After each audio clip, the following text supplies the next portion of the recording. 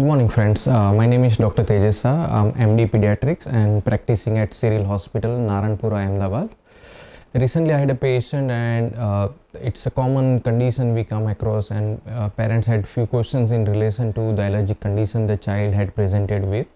So I'm going to discuss about them. The child we had recently was a baby 7 months old who had cold and wheezing and needed nebulization overnight. And mom came to ask the questions whether the child suffers from asthma.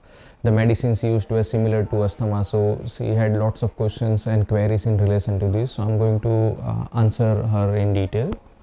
Now, child who's 7 months old with cough and cold and has wheezing or breathing difficulties does not necessarily mean that patient suffers from asthma.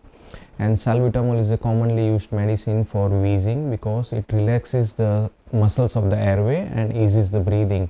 So again, if we are using salbutamol as a medicine, it does not mean that child suffers from asthma.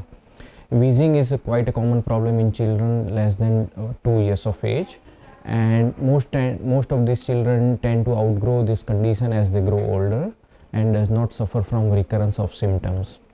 However, there are few conditions where parents should consult their doctor and ask if the child may have a higher risk of developing asthma later in the life. And few of these indicators will be if the child has recurrent episodes of wheezing more than once, has got a troublesome cough, or the cough which comes after child has had any physical activity, if there is any strong family history of asthma, or if the child has other allergic problem like skin and food allergy. In those situations, child may be at high risk of developing asthma. So in that situation, you need to be just in consultation with your pediatrician on a regular basis. And if needed, medicines can be commenced if at all the child shows signs and symptoms consistent with asthma.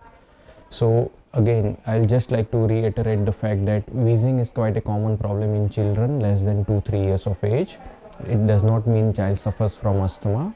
It occurs because children's lungs are still at developmental stage and the airways are immature, and they are prone to develop frequent viral infection. As a result, the airways get narrower and swollen, and hence they tend to develop breathing difficulties.